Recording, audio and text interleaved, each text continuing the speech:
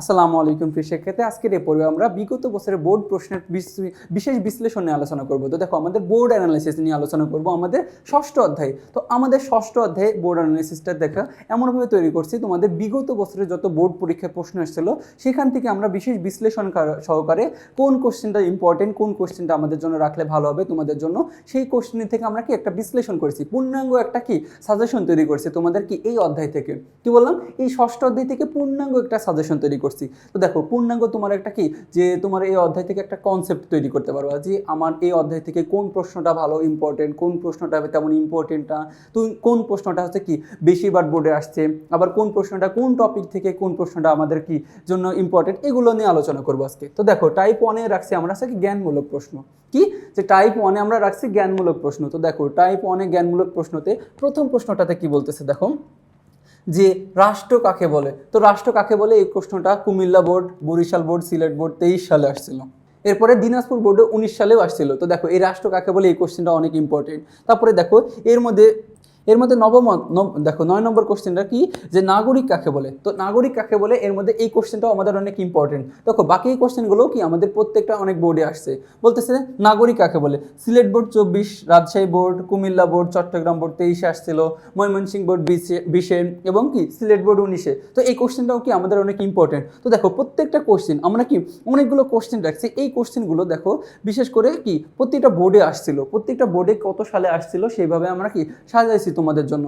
তো কোনটা পড়লে ভালো হবে, দেখো যে এই বোর্ড পরীক্ষা পুরো বোর্ডটাকে আমরা বিশ্লেষণ করে তোমাদের জন্য এই ষষ্ঠ অধ্যায়ের একটা কি যে বোর্ড অ্যানালিসিস তৈরি করছি। প্রথমটা হচ্ছে আমাদের কি যে জ্ঞানমূলকের জন্য, কি জ্ঞানমূলকের জন্য। এরপরে আছে অনুধাবনমূলক প্রশ্নের জন্য, কি অনুধাবন ও সংক্ষিপ্ত প্রশ্নোত্তরের জন্য। কি বললাম, অনুধাবন ও সংক্ষিপ্ত প্রশ্নোত্তরের জন্য।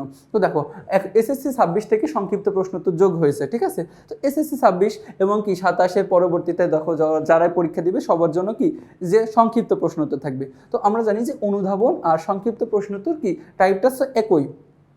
তো দেখো, প্রথম প্রশ্নটা জনসমষ্টিকে রাষ্ট্রের প্রাথমিক উপাদান বলা হয় কেন, এই প্রশ্নটা কুমিল্লা বোর্ড 24 এবং কি যশোর বোর্ড 23-এ আসছে। প্রত্যেকটা বোর্ডে দেখো আমাদের কি এই কোশ্চেনগুলো আসে। সার্বভৌমত্ব বলতে কি বোঝায়, ঢাকা বোর্ড 16, ময়মনসিংহ বোর্ড 23 এবং সার্বভৌমত্ব রাষ্ট্রের মুখ্য উপাদান ব্যাখ্যা করতে বলতেছে। এই প্রশ্নটাও কি 23 সালে আসছিল। এরপরে দেখো এই পাশে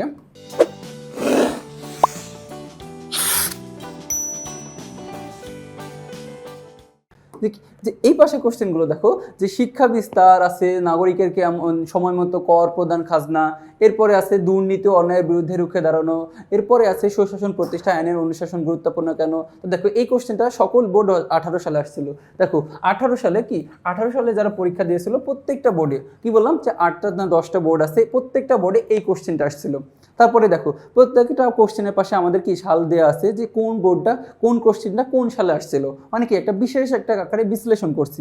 আচ্ছা, এটা আমাদের গেল যে অনুধাবনমূলকের জন্য। এরপরে তোমরা সৃজনশীল গ ঘয়ের জন্য কোন টপিকটা ইম্পর্টেন্ট, কোন টপিক থেকে কোন প্রশ্নটা কতবার আসছে। কি বললাম যে কোন টপিক থেকে কোন প্রশ্নটা কতবার আসছে, কোন বোর্ডে সবচেয়ে বেশিবার আসছে, কোন বোর্ডে এই টপিক থেকে প্রশ্ন আসে না। তো সেটা আমরা বুঝতে পারবা, একটা কি ক্লিয়ার একটা কনসেপ্ট তৈরি করতে পারবা। দেখো, আমরা এইখানে টাইপ দেখো গ ঘয়ের জন্য কি সৃজনশীল গ ঘয়ের জন্য তোমাদের কি একটা টাইপ তৈরি করছি। কি টাইপ 3-তে দেখো লেখা আছে রাষ্ট্রের ধারণা ও উপাদান। কি রাষ্ট্রের ধারণা ও উপাদান। তো দেখো, সৃজনশীল গ ঘতে রাষ্ট্রের ধারণা উপাদান থেকে Jessore board 23, Dinajpur board 23, Comilla board 25, Dinajpur board 25, Dhaka board 17, সকল বোর্ড 18 এবং রাজশাহী বোর্ড 19। তো এইখান থেকে দেখো এই সব বোর্ডগুলোতে কোশ্চেন আসছিল বিগত বছরের। কি বললাম, বিগত বছরে এই সব কোশ্চেনগুলো কি আসছিল রাষ্ট্রের ধারণা উপাদান থেকে। বিগত বছরে সৃজনশীল গ ঘয়ের জন্য এই প্রশ্নগুলো আসছিল। তাহলে কি এইখান থেকে আমাদের কি অনেক ইম্পর্টেন্ট জিনিস এটাও। এরপরে দেখো রাষ্ট্রের কার্যাবলী। আমাদের কি এই অধ্যায়ে সবচেয়ে ইম্পর্টেন্ট হচ্ছে কি এই রাষ্ট্রের কার্যাবলী। এই রাষ্ট্রের কার্যাবলী থেকে দেখো বিগত বছরে সবচেয়ে বেশি কোশ্চেন আসছে।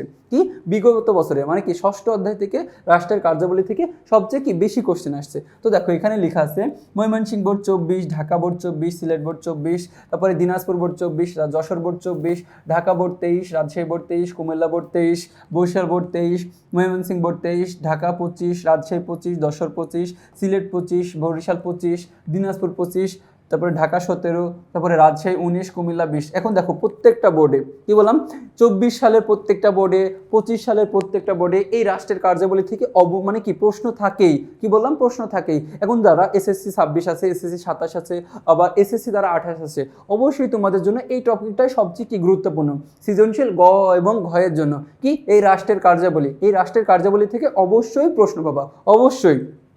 এরপরে দেখো টাইপ 5-এ আমরা যে সাজাইছি হচ্ছে কি বাংলাদেশের নাগরিক হিসেবে রাষ্ট্রের প্রতি দায়িত্ব কর্তব্য, কি যে বাংলাদেশের নাগরিক হিসেবে কি একজন নাগরিকের দায়িত্ব যে কর্তব্য আছে, এই দায়িত্ব কর্তব্য থেকে অনেকগুলো কোশ্চেন আসছে সৃজনশীল গ ঘয়ের জন্য।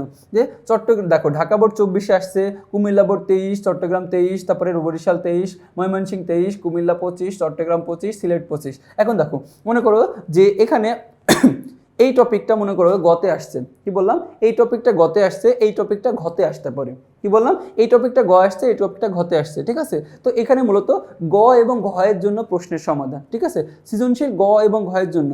এখানে দেখো টাইপ ভিত্তিক, টাইপ 5-এ আমাদের কি বাংলাদেশের নাগরিক হিসেবে রাষ্ট্রের প্রতি দায়িত্ব কর্তব্য। তো এই দায়িত্ব কর্তব্য থেকে আমাদের এই বিগত বছরে এই কোশ্চেনগুলো এসেছিল।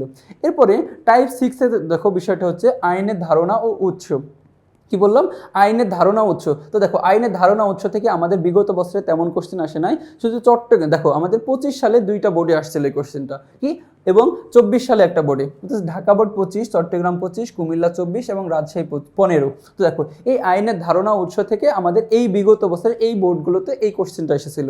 এরপরে সুশাসনের জন্য আইনের প্রয়োজনীয়তা, তো দেখো এইখান থেকে এই টপিকটাও আমাদের জন্য একটু ইম্পর্টেন্ট, কি বললাম এই টপিকটাও আমাদের জন্য একটু ইম্পর্টেন্ট, বিশেষ করে ঘয়ের জন্য, কি বললাম বিশেষ করে ঘয়ের প্রশ্ন উত্তরের জন্য এই টপিকটা আমাদের কি একটু ইম্পর্টেন্ট।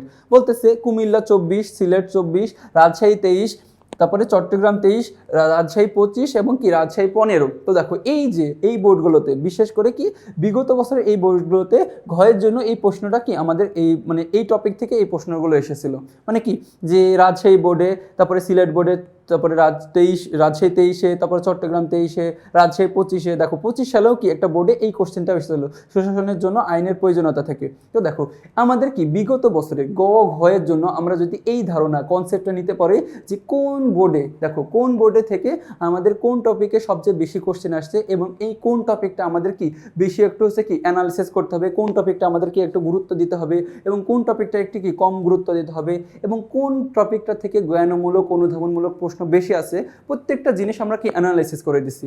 এখন কি তোমার যদি একটা কি তোমার একটা একদম ফুল একটা কনসেপ্ট তৈরি হয়ে যাবে এই অধ্যায় থেকে। তো এই কনসেপ্ট যদি তোমার ভিতরে থাকে তাহলে বুঝতে পারবা যে আমার কোন মানে বিষয়টা আমার একটু ভালো করে পড়তে হবে, এখন কোন টাইপটা আমরা ভালো করে পড়লে আমি কি পরীক্ষার জন্য আমার ভালো হবে। তো দেখো তোমাদের জন্য কি পূর্ণাঙ্গ একটা কি সাজেশন তৈরি করে দিয়েছে এখানে। তো পরবর্তীতে তোমাদের কোনো একটা বেসিক টপিক আবার হচ্ছে বোর্ড অ্যানালিসিসে দেখা হবে। ততক্ষণ পর্যন্ত তোমরা সুস্থ থাকো, ভালো থাকো, আসসালামু আলাইকুম।